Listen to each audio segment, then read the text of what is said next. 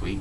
Hi, my name's Tyler. I'm from the Gaming Inquisition. I'd like to talk to you about a game that I bought a few months ago. See, I was actually tired of just your usual FPSs being short single-player focus with a huge multiplayer focus, and I said I really would like a great story-oriented FPS that isn't necessarily open world, but I would kind of like a linear procession. I do believe those account for a more better quality experience of single-player storytelling than an open world where you get to create your own experience, since I had actually played a few of those recently and I really wanted a nice single-player experience where most of it was crafted and catered towards one great experience for all players instead of just what you make for it yourself.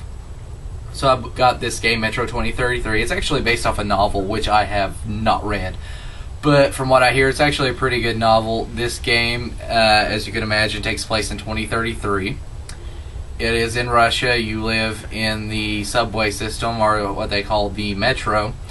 And basically, instead of fighting off your usual terrorists and aliens and zombies, you're actually fighting off mutants here. Some are just your dog-like mutants that all they do is attack you, and some are actually very, very sophisticated mutants that are more like people than anything else. Though there are a few human enemies in the game. Namely, one group called the Communists and the other group called the Nazis. Yes, they actually somehow managed to work Nazis into this, and it does actually work. It's just not like they just crowbarred it in there. But I would actually like to talk about the...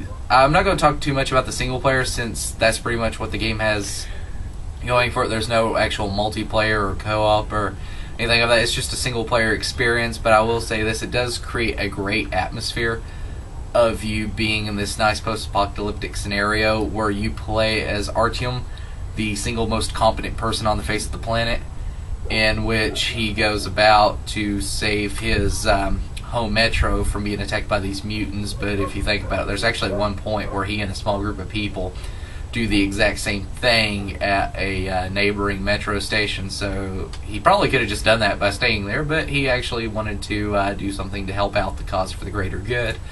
And you follow him as he does that, meets a group of very well characterized people, namely Ruben. He was he's one character that I really like the way they did him. And there's a nice balance in the mission. Some are stealth oriented, some are basically kill everything here, but at no point does it seem that you get overwhelmed with enemies. It seems kind of more of a realistic thing, especially given the size of the environments. You're not going to have 500 enemies in this one nice little tunnel, and there are a lot of nice little psychological elements like ghostly apparitions, unexplained phenomena, and throughout the game, and especially towards the end, Artyom starts seeping into a more of a psychological world that is induced by one of the psychic mutants trying to basically contact him and tell him whatever. You'll learn what it is towards the end of the game. Though, actually, speaking of the end of the game, this game actually has two endings. One is thusly called the good ending, the other one's called the bad ending. On my first playthrough, I got the bad ending, but I wasn't too disappointed because I actually had to look up it to determine that it was actually the bad ending. Which is one thing I really like. In most games, when you have a good ending, it feels like the correct ending. In the bad ending, it kind of feels like you messed up somewhere, and it's like, oh man, I'm going to have to redo this all over again. In this game, not really so much. I did actually feel an accomplishment in both endings. They both kind of had their own essence to them, though I will say the good ending by far was better, hence why it's called the good ending. The bad ending wasn't necessarily too bad, but I would live with it. If I got the bad ending, I would actually be pretty satisfied with it. The good ending, it does delve a lot more deeper into philosophy than the bad ending, so I guess whichever one you want. If you like the philosophical ending, go with the good one. If you want the more along the lines of your standard FPS ending, go with the bad ending. And there's really nothing bad about the game. It flows very well. I will say this. They do make it seem like you're in a survival situation. You do have these mask filters that you constantly have to replace, and at one point I forgot to buy them. So that really made the game come alive when you go to the surface and you have no filters and you're constantly fighting people just so that way you can hopefully steal one of theirs. you have ammo for all your guns, and your guns do kind of feel like the product of a post-apocalyptic scenario.